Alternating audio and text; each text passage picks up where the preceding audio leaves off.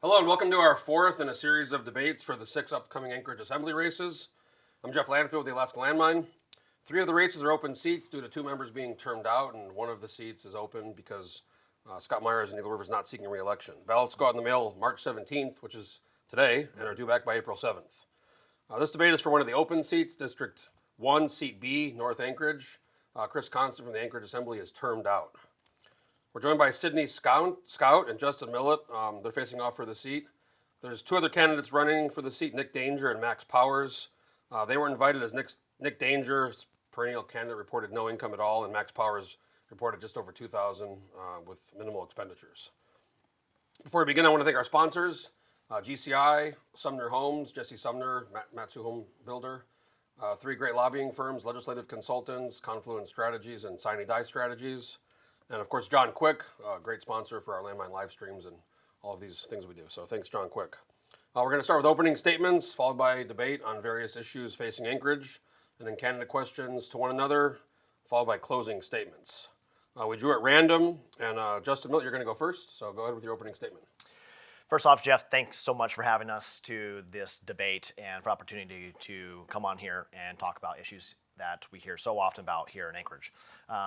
So obviously Justin Milette running for North Anchorage District 1, and just my background is born and raised here in Anchorage, Alaska. Graduated from East High School, product of the Anchorage School District, and then did what most Alaskan kids do, and that it was I moved out of Alaska for a few years and then promptly came back, and since then have called Alaska home, raised a family here, and my adulting life and career has spent mainly in public safety. So at the age of 23, I became a police officer for the state of Alaska, spent almost four years as a police officer, and then moved over to the Anchorage Fire Department, where I spent about a decade with AFD for basically serving on the front lines of 911 service here in Anchorage, and got a lot of tremendous respect for our public safety responders, as I know what it takes to respond to those calls.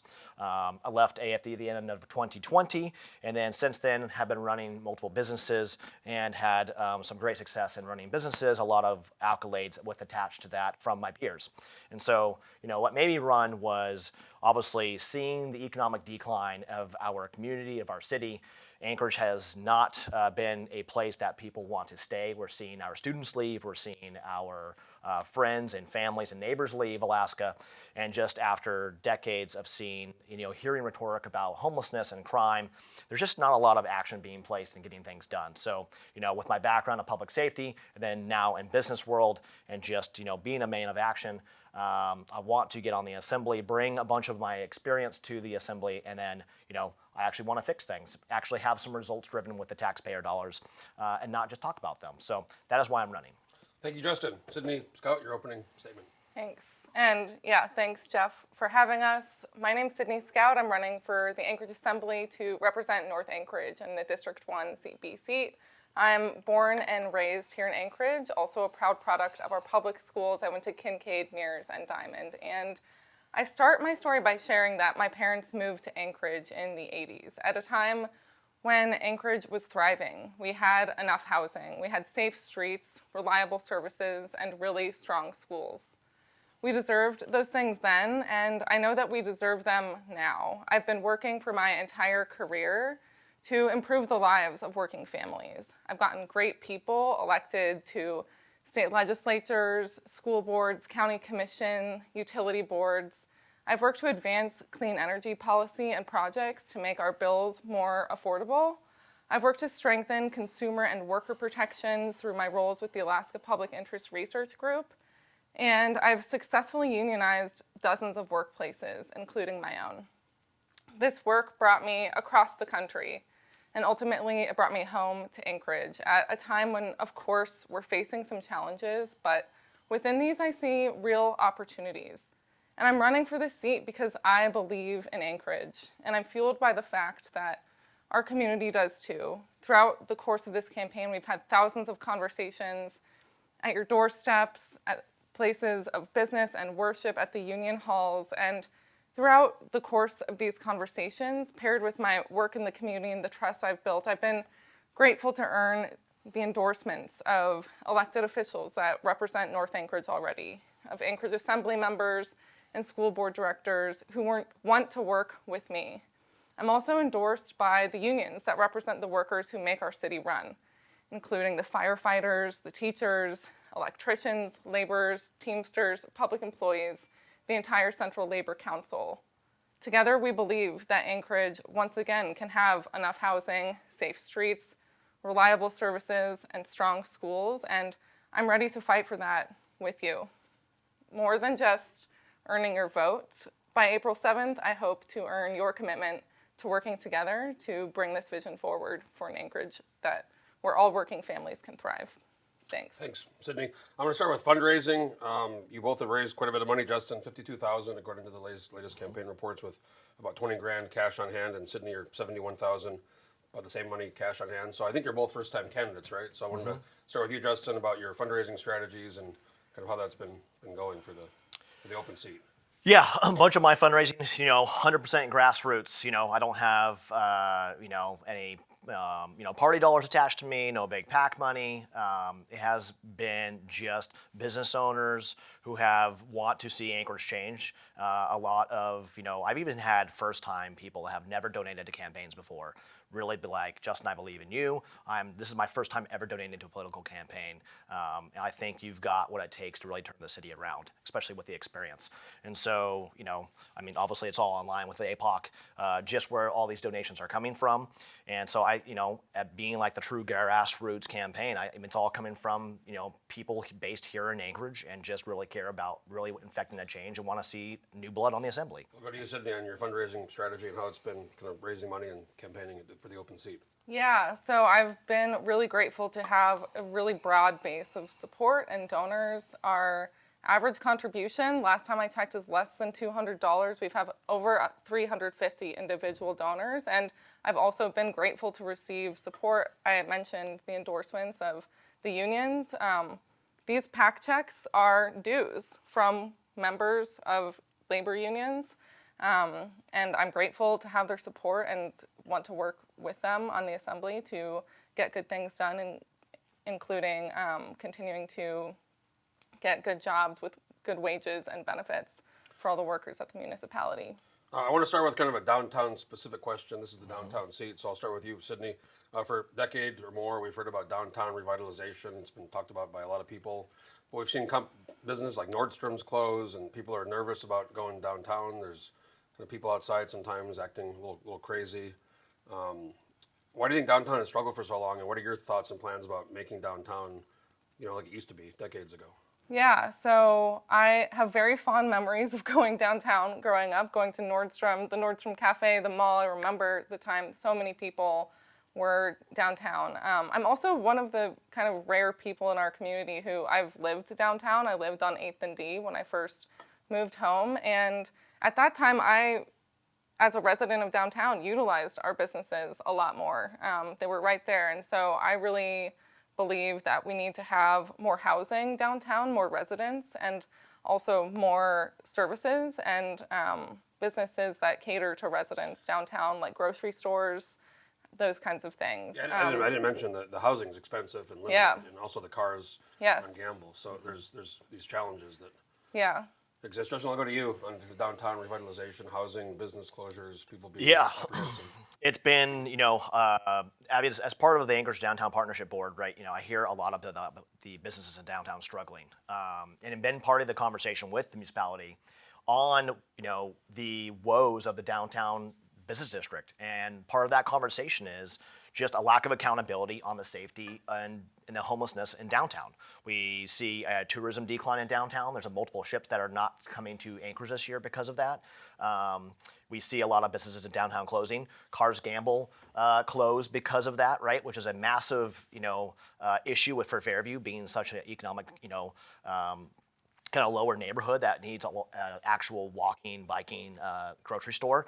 And then part of the conversation with the municipality has just been that they want downtown businesses to basically hire private security and then board up their doors and windows as a solution for the crime and vandalism and homelessness in downtown. I think that's the wrong approach. I just literally got a text from Father James at Holy Family yesterday where one of the fathers at Holy Family was assaulted by a homeless individual while he was sexually assaulting a female outside the back of the church. That was my next question. I want to talk about homelessness and vagrancy. Recently, Chris Conson from the Assembly, who's a downtown member, wrote an op-ed saying that for the first time in years, there's no encampments, and it is true, the big Davis Park, Centennial Park, kind of Cuddy Park, they aren't there, but it's been a very cold winter. It's been below zero for weeks on end, been a lot of snow, spring's around the corner. I'll start with you, Justin. Do you think things are better, and how do you think things are going to be this summer when temperatures warm up? Yeah, I mean, being in the downtown, driving across Anchorage, it's been really cold, and it's normal for the homelessness to kind of shelter and go a little bit deeper in the woods, seek shelter when it's really cold outside. Having an op-ed piece that homeless has been essentially kind of somewhat resolved 2 weeks before an election, I think politicizes our homelessness, and I don't agree with it. I think we spend too much on services. I think we need to focus in on root causes. I mean, if you go around downtown at any point after 7 o'clock at night, there's more homeless people in downtown than there are actual people, patronizing businesses and restaurants. And it provides a very scary atmosphere for individuals, and why most Anchorage residents don't want to come downtown. So I don't think homelessness has been solved. I think we need to work on it. Sydney, I'll go to you on Chris Conson's recent op-ed and kind of the homelessness vagrancy situation that affects Anchorage and much of downtown. Yeah, I mean, I think that Chris Conson's op-ed is a great sign, and I think it's a sign of the forward momentum that's been built by the current mayoral administration and the Assembly. They've expanded shelter capacity throughout the city, expanded resources, and we need to keep that good work going. I also question some of the kind of stats and assertions that were just made by my opponent here. I don't know that there's more unhoused people downtown than people using the businesses, and I'm curious where that statistic or claim came from. I think it's pretty obvious when you walk down 4th Avenue. So. So I just want to name that for the sake of good information getting out to our community. And I also like to see, I know that there has to be a place for tough love in this conversation as well. We have increased police presence downtown recently. We have laws on the book that should be enforced when necessary. And again, I think having more residents downtown and also throughout the city, increasing housing density makes it safer for all of us. And in this conversation, everybody's safety is important to me and should be important to the decision makers on the Assembly. I believe that's been true so far, and I want to keep that good work going. Justin, I'll let you respond real quick to what you said, and we'll move on to. Yeah, I mean, dealing with the business community in downtown, it's, you walk around downtown at night, 3rd, 4th, 5th, 6th, it's readily apparent, that there are far more homeless individuals than people walking, right? And that is the underlying tone, Town Square Park, et cetera. And so, to kind of disregard, the residents of Anchorage and the business community who have been talking about this for several decades now, I think is just really not really addressing the issue. Kind of related to this is crime. I mentioned they closed the downtown cars. Mayor LaFrance and APD, they've said they've ramped up efforts to reduce crime and have this kind of theft task force. Yeah. But many items, including ice cream, soap, shampoo, batteries, if you had cars, even on Aurora Village or Walmart, are locked up. And many residents are nervous about using parks and trails. They've passed these ordinances, increased ordinances on camping and on harassment. But I guess I'll start with you, Sydney. How do you feel the mayor's doing? And what are your thoughts on this crime issue and theft and harassment of people, around using city parks and stores? Yeah, I think the mayor and the police department are doing good work, and we need to keep that momentum going.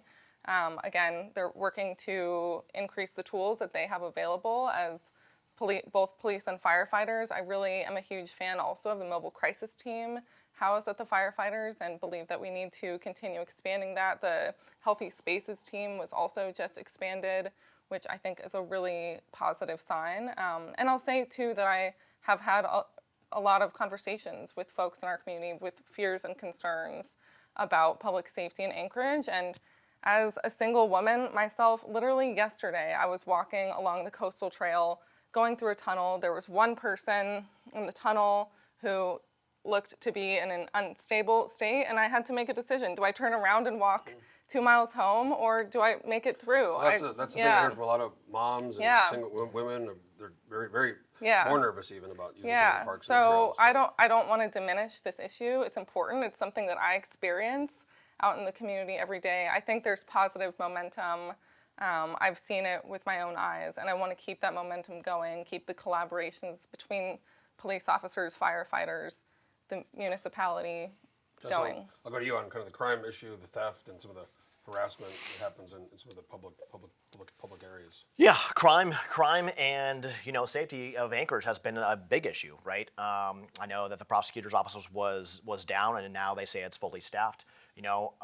What we are hearing from a lot of people around Anchorage is, even with the prosecution being fully staffed, that they're seeing plea deals on crimes that with minimal accountability attached to a lot of that crime. A lot of the retail theft is tied to drug addiction. And so, we need to work on the recidivism instead of, and what we're seeing is, people who are addicts are in the system, in jail, getting arrested, being prosecuted, in jail, back on the streets, and doing this entire cycle. So it's not about just arresting people and prosecuting them. It's about getting them out of the cycle, and including the recidivism, having other things in place that are going to get people out of the steeps of addiction, which is, this whole homelessness, addiction, and everything is kind of somewhat tied together. And that's really impacting Anchorage residents. I know that Anchorage residents are tired of going into grocery stores, having to go by armed security guards and show a receipt, go to every single department in a grocery store just to get them to unlock something. It's very expensive for the retailer. It's very, it's not the easiest thing to go shopping at a grocery store, right? And then the retailer passes on the extra costs of these things to the goods that you're buying. So Anchorage residents are paying a premium for the goods they're buying for basically the city's lack of accountability on addressing the crime and those things. So I want to move on to kind of home prices and assessments. Recently, assessments came out about a month ago, and they showed some big spikes. Some people saw 20, 30, 40% increases. Some people saw reductions by a little bit. This created confusion. Mayor LaFrance responded by saying she was going to order the assessor to kind of redo 4 neighborhoods. But that created even some more confusion. I'll start with you, Justin. Do you think the mayor should be able to do that? And what are your thoughts on this kind of issue? There's, I think, 2,000 right now appeals, and they've put out a call for more people on the Board of Equalization because there's so many appeals going on. So this assessment issue and Mayor LaFrance's response to it. Yeah, so having been in real estate and as a real estate broker, I have a lot of clients who filed appeals, and we are seeing spikes that we've never seen before, up to 50%.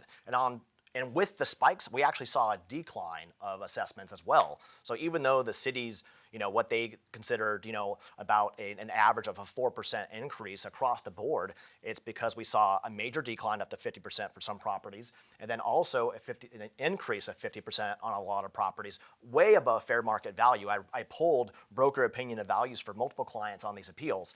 The fact that we're seeing more than 2,000 appeals within a 4-week window to file appeals is a major issue, right? And for the mayor to initially just say there's not an issue, and then there's only 4 neighborhoods, when I have multiple people in Chugiak, Eagle River, all the way to Gerwood, multiple parts of Anchorage, all seeing the same issues, indicates that there's a far larger problem than 4 neighborhoods. I know there's state policy and law indicating what Anchorage can and cannot do when it comes to these tax assessments.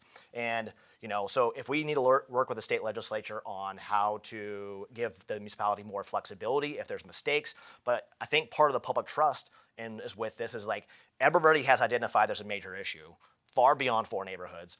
And in order to create this public trust, we need to admit that there's actually a large issue, and then kind of, go from there on actually, trying to mitigate how this is. And maybe next time in the future, audit what we're going to do if we have a major change of program, right? And put some guardrails in place. We're going to use Sydney on the assessment issue and the number of appeals and kind of what's going on with a lot of people who are confused. Yeah, so I'll say I'm a homeowner too, and the changes in property tax values and assessments impacts me as well, and it impacts working families' ability to budget in a time when the affordability crisis is impacting all of us. When I started hearing about this issue, I was knocking doors and hearing about this from people in the community, and I They're immediately... showing you the green card. Like, Yeah, hey! exactly. They're like, what the heck's going on? I live in Fairview. Why did my home price go up $100,000, or my home value go up $100,000? And so I started digging into it. I contacted my assembly members. I contacted staff at the municipality to really try to get a real answer what's going on here. And it sounds like there's state regulation that impacts this.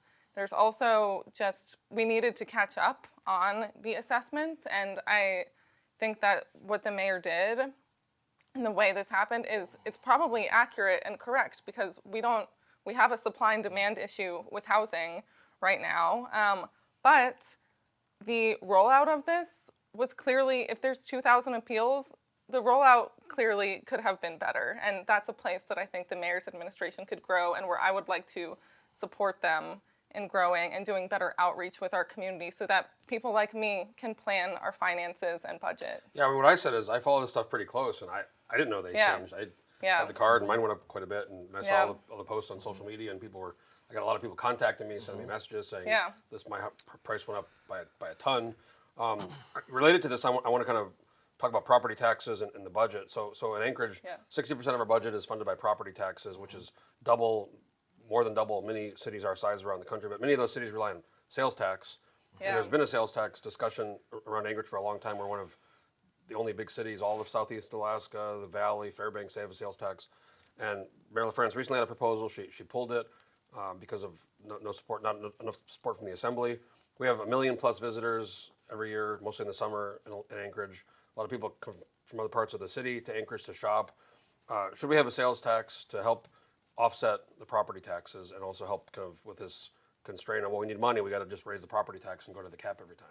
Yeah, the fact that 60% of our budget depends on property taxes is something I've cited a lot in conversations on the campaign, because it is, frankly, an unhealthy budget to be overly dependent on any one source of revenue in that way. The sales tax issue is another conversation I've had a lot in our community, a lot on the doors. I know there are lots of different perspectives on this, and for me, in order to support a sales tax, it would need to be through an equity lens. We cannot right now add more costs to working families in our community who are already struggling. Like, what do you mean, like exemptions? Is that what that? No, I mean, thinking about, okay, is this just a seasonal tax that more is targeted towards tourists? Is there some way to apply exemptions? That seems a little bit overly bureaucratic, I guess, to implement. And I've heard from small business owners who, in the conversations around exemptions, are like, we can't implement this. We can't check whether people are residents, whether they're at a certain income level, et cetera. And so I'm also excited about conversations about other potential ways of raising revenue. I like the short-term rental tax idea, but think those need to be focused more on people who own dozens and dozens of properties, not mom and pop B&B type things, and also looking at ways to generate revenue through things like clean energy projects. Justin, I'll go to you on the high reliance on property tax, and do we need a sales tax? Should it be seasonal? Should it offset the property tax? Yeah, there's been quite a few taxes that have been put into play, including the alcohol tax, marijuana tax, car rental tax, all within the last less than decade now. And these were on the backs of childcare and fixing homelessness and some other stuff, right? And I think that conversation has really shifted with people are not seeing after these taxes were implemented that the cause and effect and what those taxes were supposed to be doing is what's actually happening. So I think that we have lost some trust within the resident of Anchorage on implementing a tax, which, and so when I'm talking with individuals and door knocking business owners, there's also when it comes to implementing these sales taxes, right, with their businesses, it makes it really difficult on their point of sale systems, right? Especially with already existing sin taxes. And then B, like I said, it's just the sales tax thing really impacts a lot of, our lower income as well as elderly individuals. So, yes, we'll get some seasonality attached to it with tourism and everything else, and we already see that with, our bed tax, alcohol tax, etc. I don't support right now an extra sales tax. My opponent does support an income tax, though, for the city of Anchorage, so which I think is an even worse prospect, and making sure that our net migration out actually increases. I think that's a bad policy. I'll let you respond to that, Sydney. I don't even know if, can a city even do an income tax? I'm not even sure if that's- Yeah. No, so I've said that. The state can. Yeah, They've talked about it. And the state could empower municipalities to consider that. We're not close to that reality. I'd love to pay my fair share to give back to the community and contribute more to the services that I know we all deserve. So when I mention an income tax, that's the lens I'm mentioning it from. I guess part of the problem is we talked about this was on some of the other debates is we used to have this generous revenue sharing from the state, and the Yes. price of oil was high. This happened Yes. for years. Yes. And then 10, 11 years ago, the price of oil declined a lot. It was down in the 30s when Bill Walker took office. Less. There was large multi-billion-dollar deficits in the state. So revenue sharing, bond debt reimbursement kind of. So in my view, we had these big reductions in revenue, and instead of replacing it with a sales tax or maybe reducing spending in some places, they reduce spending like for snow plowing, for other things. So I guess I'll go to you first, Sydney, on this revenue sharing issue in the state. I don't think anybody's coming to save us this time. Yeah, exactly. And so 30% of the municipal budget used to come from that revenue sharing. It's down to single digits. And to me, that does mean we have to figure out how to fly on our own, how to raise other revenue. The state's not coming to save us. The federal government isn't coming to save us. And so what other ways can we raise revenue locally to support the budget and the services that we need and deserve? I'll go to you, Justin, on this kind of loss of revenue from the state, and this gap we've seen over the last decade. Yeah, I know the revenue thing, and it hasn't been like an immediate thing, right? This has been over, multiple decades, percent a year, and I think it's just this conversation has just been like all this, and the conversation just feels like it's this, all of a sudden this big issue. We've lost, 20% of our revenue from the state, in a year. And I'm like, well, it's just not. That's not it, right? At the same time, it feels Anchorage is almost half the population of the state. It's also the economic hub of Alaska. We've got the main airport, we've got the port, right? We've got most of our tourism flows in and out of the Anchorage airport, and our goods and services come through Anchorage. And so, but we also don't get revenue from the state, even existing revenue, right? With how much economic prosperity we bring to the state of Alaska, how much goods and services come through the state, and how much population we have. It seemed to kind of go out to other areas, capital investment, et cetera.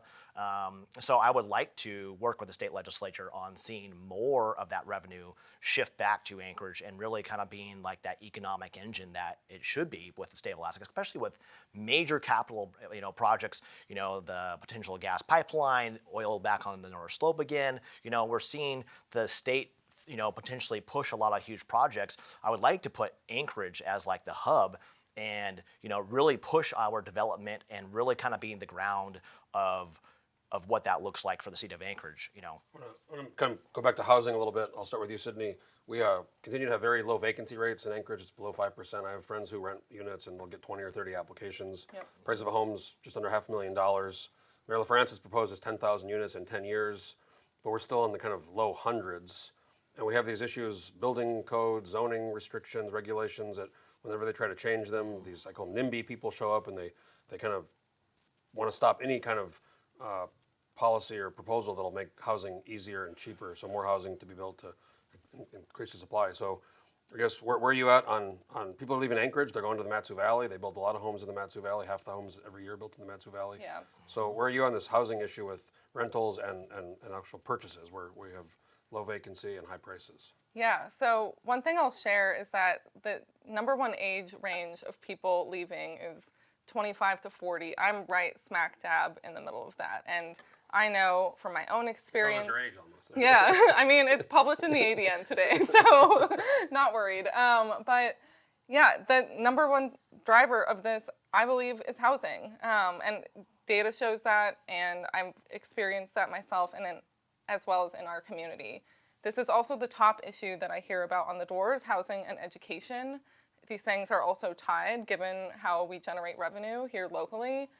We need to make sure that there's enough housing in our community. We also need to ensure that continue to focus on restoring dilapidated, abandoned housing.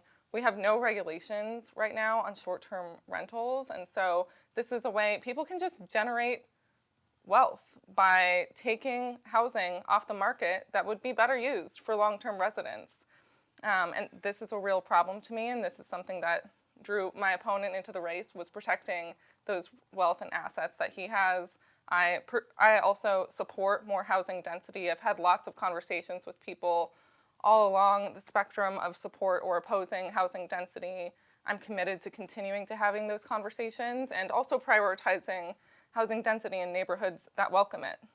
I'll let you respond to what you said first, Justin, about your, I guess, units, and then also just housing in general. And anecdote of a person who was moving back to Alaska, a friend of mine, had a guy coming back to work for his company, couldn't find a place in Anchorage, looked very, very hard, moved to the valley.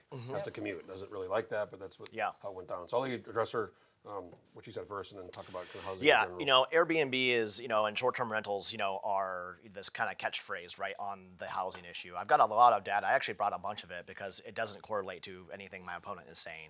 Matter of fact, a majority of it is just, you know, people have rentals and they're less than, you know, 80 nights per year. A lot of our, you know, we manage a lot of units, right? And so a lot of our owners, these are second homes. They would never be long-term rentals. And so, you know, I think there's a lot of misnomers because there's just not data attached to that. You know, but there have been in cities such as New York and Maui and other places that have banned short-term rentals and then not seen, you know, the amount of long-term rentals increase. Matter of fact, New York City banned 19,000 of them, right? New Jersey flourished, and year over year, New York City, between Manhattan and Queens, has seen anywhere between the 3 to 7% increase since the banning of 19,000 rentals, right? Maui banned short-term rentals and slowly phasing them out. They are looking at an potentially $87 million deficit with taxes in that community, and that are actually now potentially reversing some of that as of the end of 2025 because of the massive economic decline with their tourism industry. So, and then in getting to housing, right? I think, you know, the city's trying to find a scapegoat for the lack of housing. And a lot of that comes from Title 21, a bunch of overregulation of our housing industry, a bunch of overregulation of our development, right? Planning and zoning, we've got some of the most, you know, regulatory, or, you know, when it comes to housing and planning and zoning in the entire country. If you go, I know we've made some small baby steps and Band-Aid fixes on some of that with the existing assembly, and I'll give them applause on ADUs and a few other things, but really it comes down to it is we need a major overhaul of Title 21 and some other things.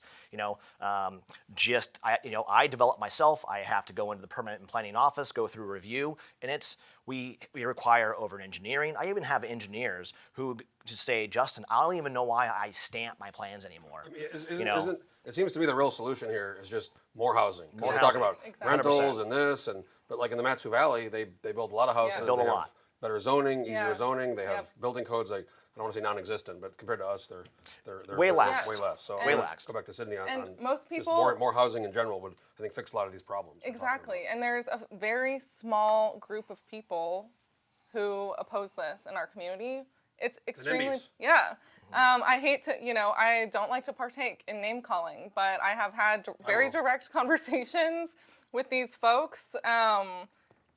Many of the, you know, well-known ones and organizer ones have contributed to my opponent. I think it's worth naming, and I've had very direct conversations with them. I don't want to placate everybody because I've heard from my conversations on the doors, conversations with the community, that the majority of people support more housing. And so we need to do it.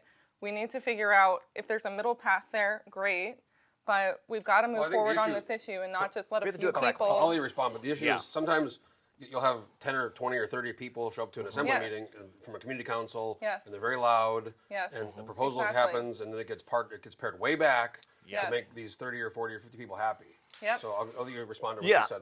You know, part of it is, you know, like the whole Tisdale thing, right? We went from overlaying over 30+%. Transportation corridor. Yeah, but also it overlaid over 30% of the residentials, R1, R2s in north of Anchorage, right? So north of Tudor. And we went from, right now, the lot usage is 40%, right? Which allows what the community allows for percentage of lot use.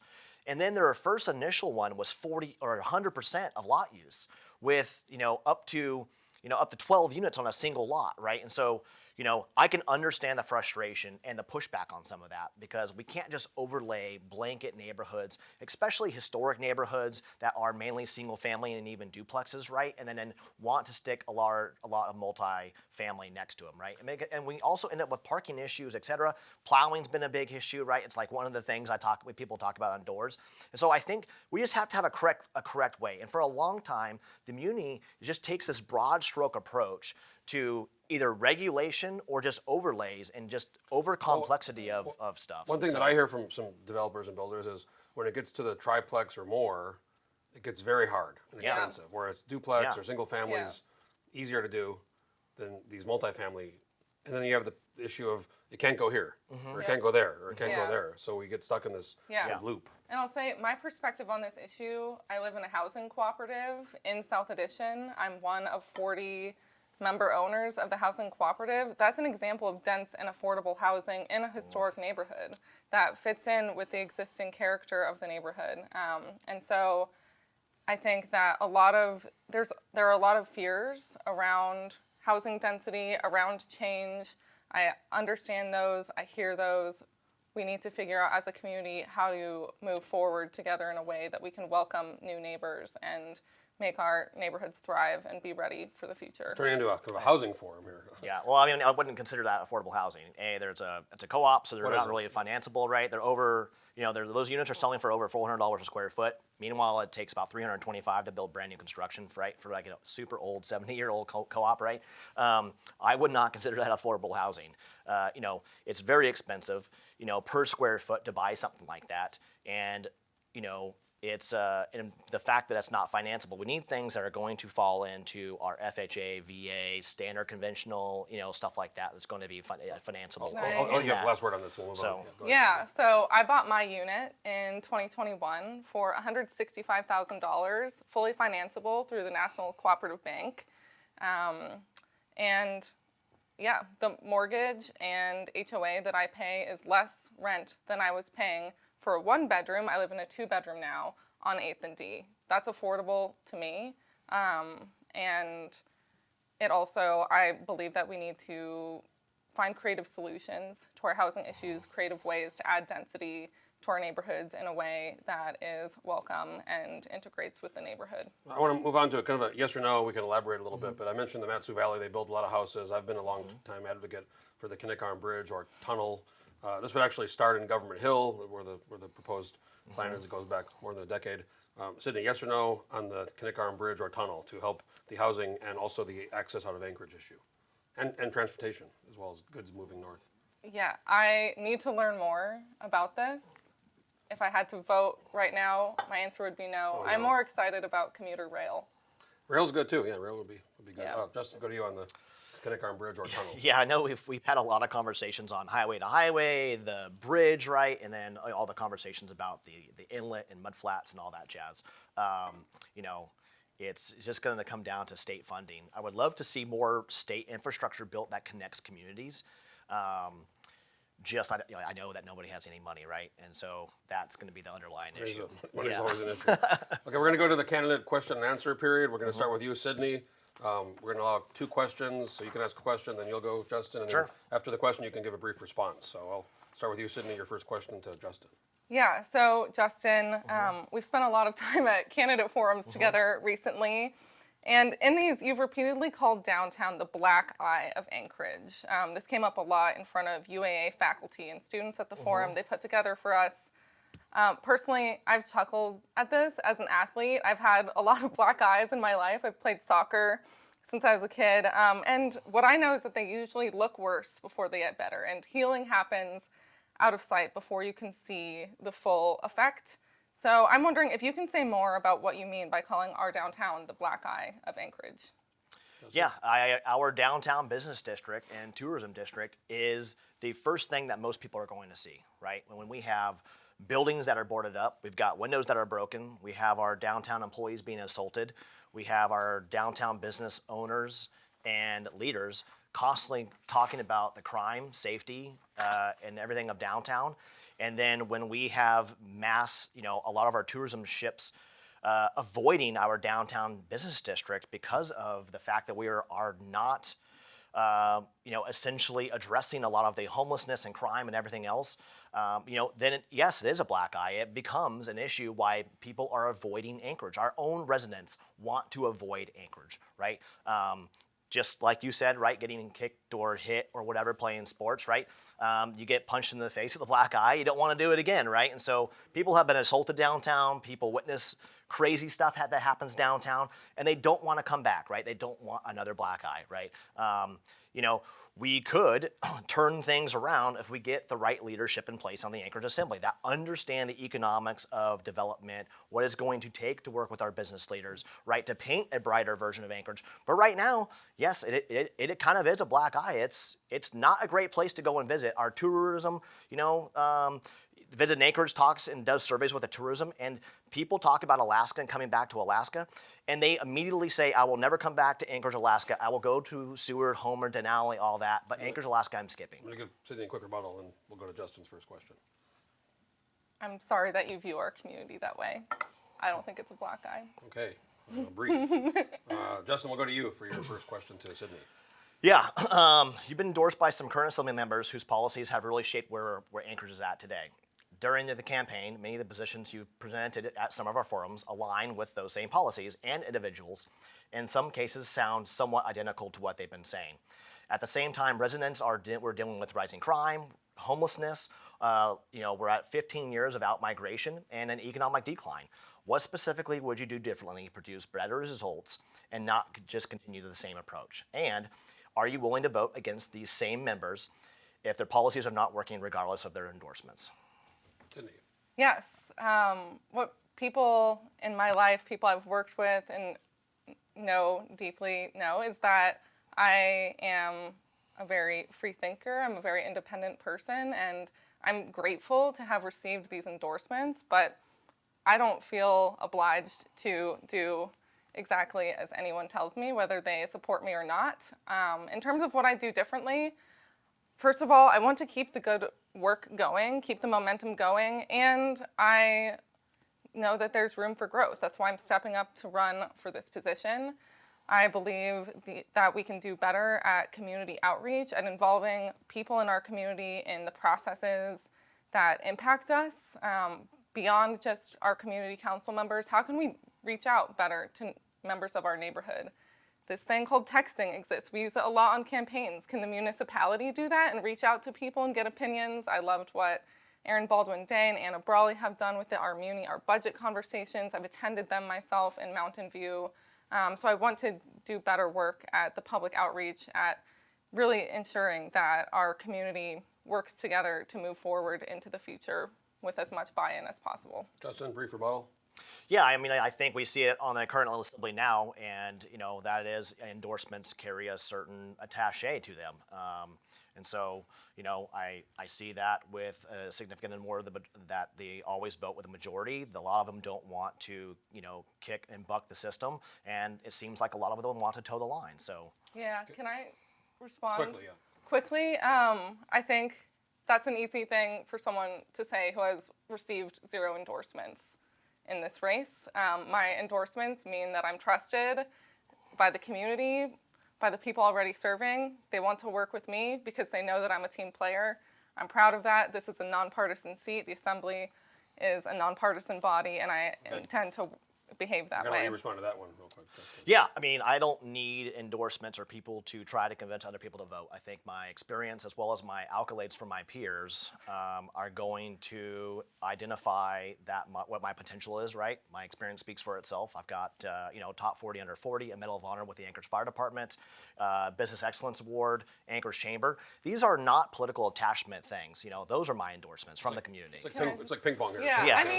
I personally know, and this is another thing that you've stated in the forums that has been hard for me to hear. You said you haven't chased endorsements. I've seen you in the lobbies of these buildings where we're both going to endorsement interviews. You have applied for these endorsements. You've sought them. You have not earned them. That's okay, but I think the public deserves to have an honest answer around this. Last one on response to that. Yeah, I mean, I go to every single process that I'm invited to, right?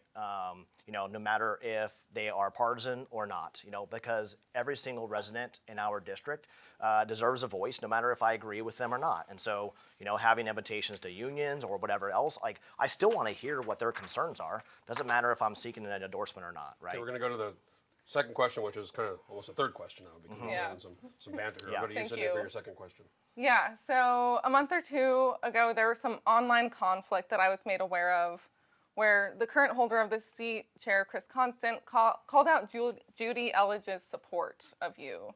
For folks who don't know, Judy was deputy director of the Anchorage Public Library who resigned after she was recorded referring to Alaska Natives as woke and racist and transgender people as very troubled. In your public response to Chair Constant, you said that you didn't know who Judy was, had to Google her, and then you didn't reject her support because all opinions matter. This information about Judy is one of the first things that pops up when you Google her. It's a ProPublica and ADN, or it's a ProPublica article. I assume you've seen these positions of Judy's. Which of her opinions do you share and think are valuable? Justin? Yeah, so I've never been in the political space, right? There's a bunch of people who have donated in my campaign or even shared my posts, right? That I don't know who they are, right? I don't come from a political background or haven't really been involved in the public process, right? I just think that as the chair of our assembly, it was for some individual to share a post on a public page and then relate that to the fact that they're racist is, or that I share the views of this individual, I think is really disparaging. And I just and it was obvious that a lot of people were like, how ridiculous that a random person shares your post. She didn't donate to my campaign. She's never endorsed me. I don't share those viewpoints. I think we should all treat people with respect and dignity, no matter their backgrounds, no matter their political affiliation, no matter their gender identity, sexual affiliation, or skin color. And so, this is coming right out of, Chris Constant's playbook, right? Which is, I think to just disparage people online. And our campaign has always taken this high road of not doing any of that. I had to respond to just obviously this kind of ridiculous idea that because someone had shared a post that I'm somewhat sharing the ideology of this individual, right? So that's my Go back to answer. Sydney for a response. And I'll just say I've known Judy for a long time. She says some things. Sometimes she's a character. I wouldn't say she's a bad person, but I know what you're saying, and this was worth. Yeah, I mean, I think that was an opportunity to reject her racist and homophobic comments. You didn't. You said all opinions matter. I think it was pretty obvious that I these said members that of our I community? rejected that. So No, you didn't. You Yeah. said all opinions matter. Let's move on to the last question Sure. from Justin. I don't think we're going to solve this one here. But yeah.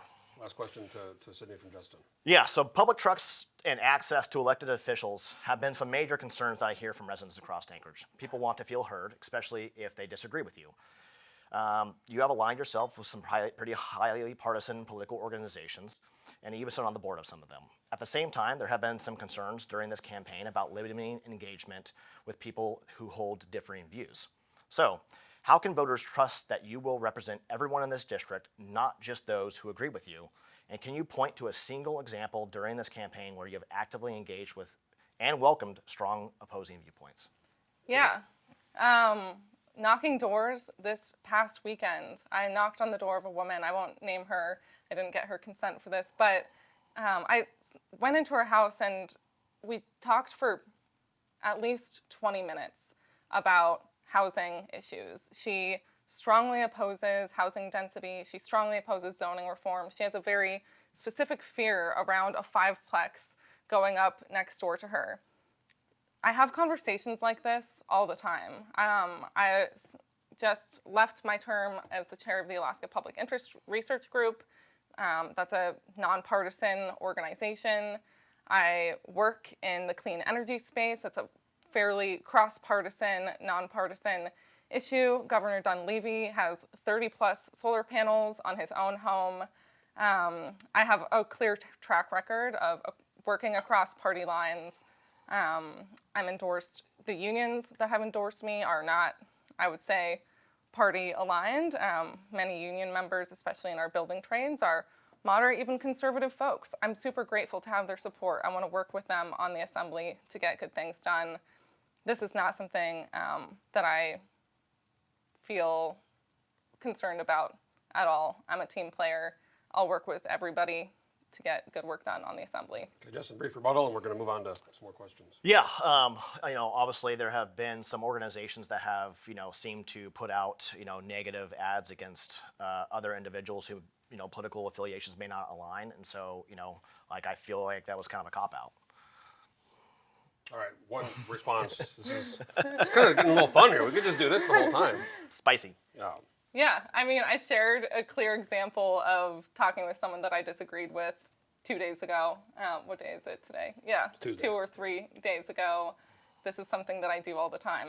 It's not a cop-out. It's the truth. It's a verifiable story. I'll take you to her house if you want. A few more topics. I'll start with you, Justin. You mentioned earlier snow plowing. We've had 4 years ago, 3 years ago, record snowfall. We had these back-to-back storms. We really struggled on the residential roads and the city roads. Last year, luckily, fortunately, there was very little snow. This year, we've seen more snow. And while I think you could say things are marginally better, we still struggle with these big storms, getting the snow cleared out in a week. These residential roads. Some of the roads by where I live, you can't get 2 cars going by each other because it's so narrow because they haven't removed the snow. So I guess your thoughts on the snow plowing issue, which we're in a winter city, and it seems like this just keeps coming up every year for the last decade plus. Yeah, and I've said this multiple times during the campaign trail, right? And even on some of my videos, on my social medias with the campaign pages, and that is, we live in a winter city. It's not like snow. We may or may not get snow every winter, right? I would love to see this not be a political issue. We have an entire department dedicated to snow removal and street maintenance, and if that means as an assembly working with the mayor's office and mayor's administration to ensure that we have proper policies in place, proper contracts in place for average snowfall, and if we've got above average snowfall, working with additional contractors to make sure that streets are plowed and sidewalks are plowed, etc. We talk about pedestrian safety, yet we don't have sidewalks cleared, right? Having door knocked a bunch of neighborhoods in District 1, there is still a lot of pedestrian and residential roads that are almost one single lane, right? And are still missing a lot of snow removal. And, I would like to work on the budgeting aspect of things, make sure we have a proper budget set. I know the muni likes to bond, essentially additional fleet replacement and maintenance stuff. And so we need to get to a point where, we can, the residents of Anchorage can count on proper fleet replacement and not have to be like these cost emergencies. So nobody on plowing, removal, and also downtown, it's critical. If you don't plow well enough, you can't park. And I've experienced that myself. So the snow plowing issue and the removal issue as well when these streets are very narrow. Yeah, I think some important context here is that we've had increasing snow. This year we had record snow. A few years ago we had record snowfall. That's a part of what's happening in our environment is we're having more snow. And I believe that the mayor's administration has made great progress. A few years ago, the conversation was snow plowing is not happening, period. Now we're getting more granular. Are we getting the sidewalks right? Fireweed is a great example in this district. I know, Justin, your kid goes to Holy Rosary, the private school on that street. That's a street I've walked on many times and not had sidewalk access. So there's obviously improvements to make here. I know that the current assembly and mayor's administration have worked to reclassify some of these jobs to get the best equipment. There's room to grow here. We're a winter city. This shouldn't be new for us. We're also restoring damage from the previous mayor's administration where there was a mass exodus of snowplowers who took jobs at the airport instead because there were better wages and benefits. Well, the airport increased wages by 30%. Yeah. Because the airport can't not work. It's such an important economic hub. So there were better wages and benefits there. That's who we're competing with here locally. I think the assembly and the administration have done a good job so far. We need to continue on this trajectory and continue improving. I want to move on. You kind of mentioned education. I just want to ask you, there's a $12 million one-time tax levy on the ballot. Are you yes or no on that one-time tax levy? Yes, absolutely. President? No, I don't support it, and the reasoning being is Pretty clear answers. Yeah. So you guys, some people don't give answers. You guys actually give answers. The reason is, I live in South Addition, which is Inlet View area, right? We just built a brand new $50 million school that's been voted down by the taxpayers twice with a bond, right? And for 140 kids. And so, and then I went to Inlet View Elementary, right? And so then I went to Campbell STEM yesterday, and they have 350 kids, which is on the school closure list.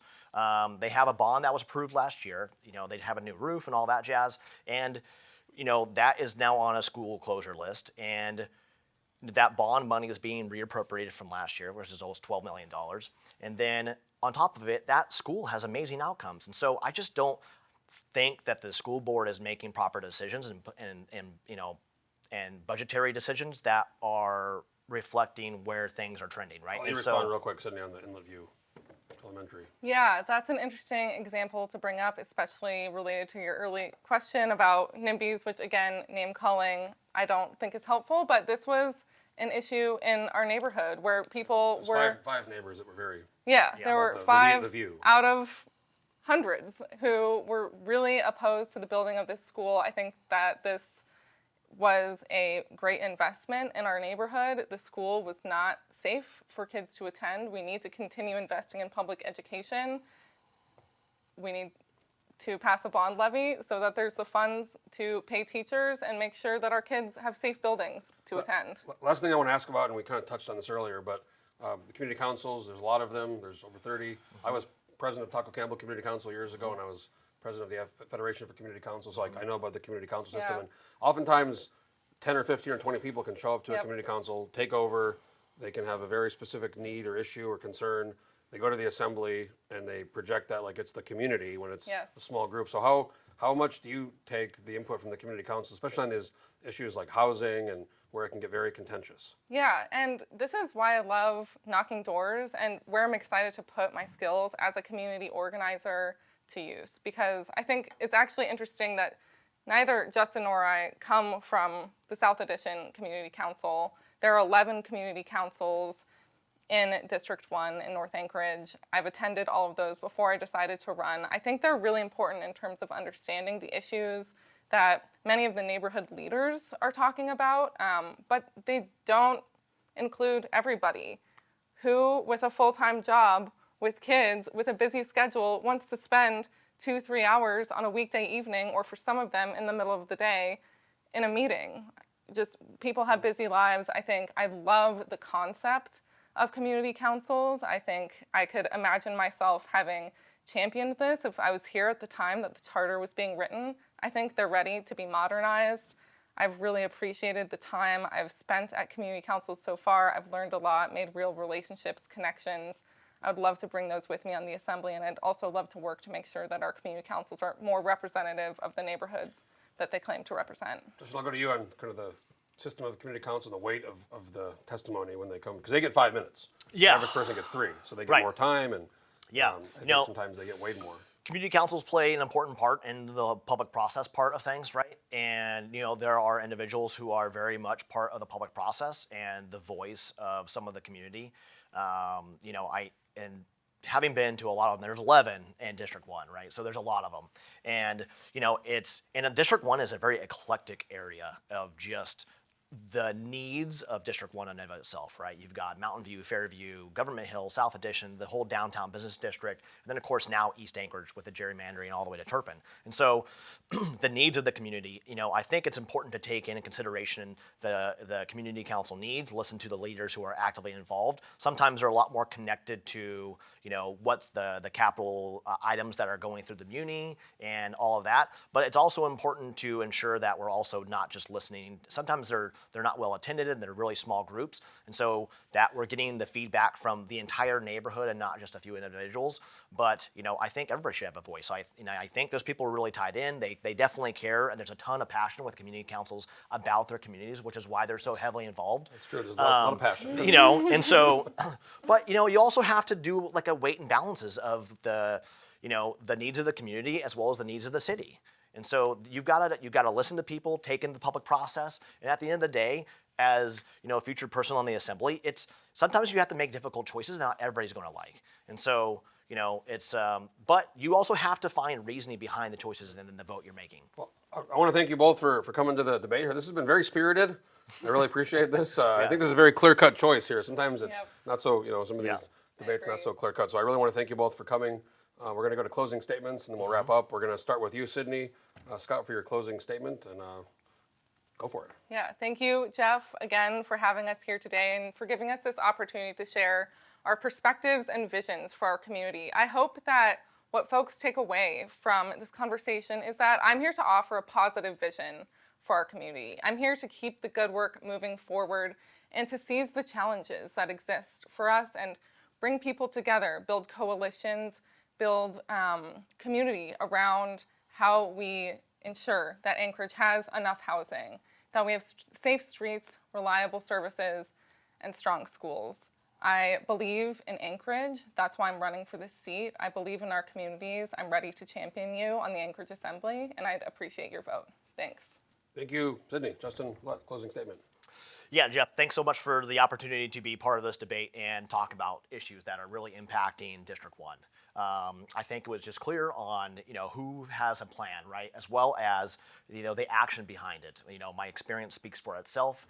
Having come from 15 years of public safety and now working with a downtown business district and just what that looks like for Anchorage.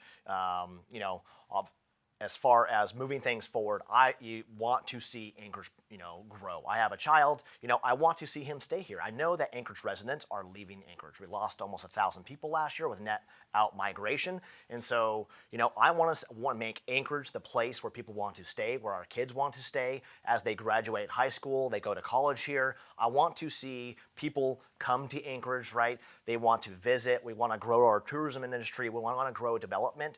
And, we can't sit and wait for someone to be trained on the assembly for 3 years. We need someone that's ready to start day one. And, I think I'm going to be the best choice for that. So I'm ready to serve with you on the Anchorage Assembly. I look forward to your vote. Ballots start coming out tomorrow. They're due back by April 7th. You took my line. Oh, They come out today. They come out today. Today, yeah. Well, again, thank you, Sydney and Justin, for coming. This has been, I feel like we could go for another hour here. This probably. This has been a good one. Yeah, probably. We got one more after this. So, again, I want to thank Justin Milette and Sydney Scott for coming to our debate here for District 1, downtown Anchorage, open seat. Chris Constant is termed out. They both mentioned, ballots go out in the mail today. They're due back by April 7th. Again, I want to thank our sponsors, GCI, Sumner Homes, 3 great lobbying firms, legislative consultants, Confluence Strategies, Signing Die Strategies, and of course, John Quick. Again, we have 2 more of these coming up, 1 more today and 1 more tomorrow, so stay tuned for the rest of our debates. And again, I want to thank Sydney and Justin, and also our team, our great team to make these things possible. There's a lot of behind-the-scenes work. So thanks again. Stay tuned for the future debates. Awesome.